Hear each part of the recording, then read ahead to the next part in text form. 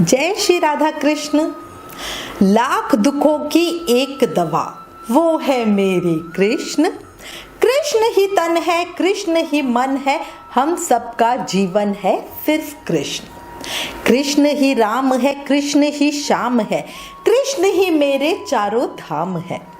कृष्ण श्वास है, कृष्ण विश्वास है, कृष्ण से ही मेरी आस है। कृष्ण कर्म है, कृष्ण धर्म है, कृष्ण का कण कण में वास है। दूर करे मेरी हर कठिनाई, वो है मेरे कृष्ण कन्हाई। जय श्री राधा कृष्ण।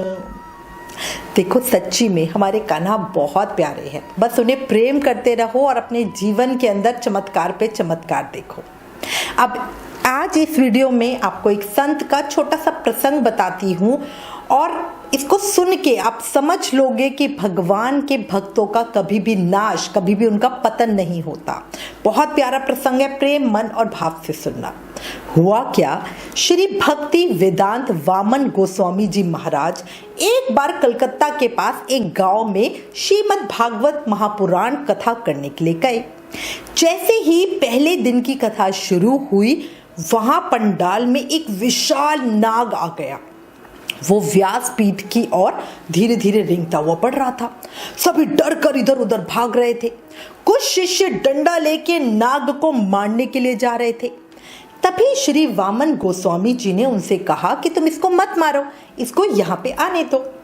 वो नाग व्यास पीठ के ऊपर आया और वहां जहां भागवत जी की पोथी रखी थी उसके बगल में बैठ गया। अब महाराज ने कथा कहना शुरू किया। जैसे ही कथा का विश्राम हुआ, चुपचाप वो नाग वापस से रेंगता हुआ वहां से चला गया। दूसरे दिन भी ऐसा ही हुआ। ठीक कथा जब शुरू होने वाली थी, उसी समय वो नाग वैसे ही आया, पोथी के पास जाकर बैठ गया। ऐसे उसने संपूर्ण भागवत कथा 7 दिन तक नियम से सुनी।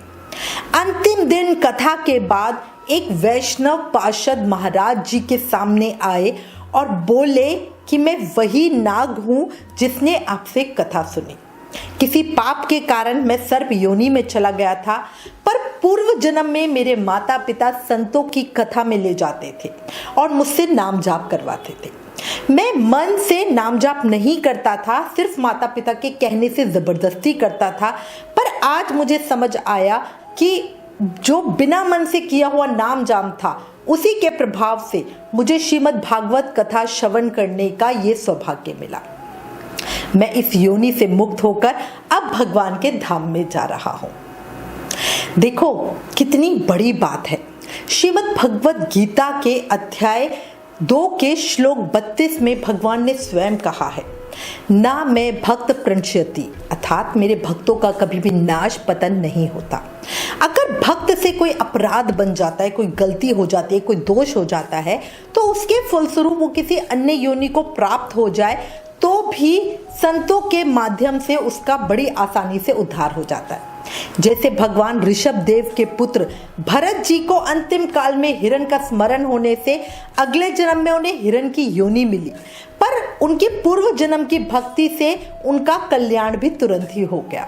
वो वन में संतों के आश्रम के पास बैठ के कथा सुना करते थे और उसी के फलस्वरूप उनके अगले जन्म में ब्राह्मण शरीर को प्राप्त किया, है ना? याद है ना आपको वो? इसीलिए हमेशा कहती हूँ, मन से बेमन से नाम जाप करते रहो और संतों की शरण में रहो। अब श्री कृष्ण के लिए 2 लाइनें।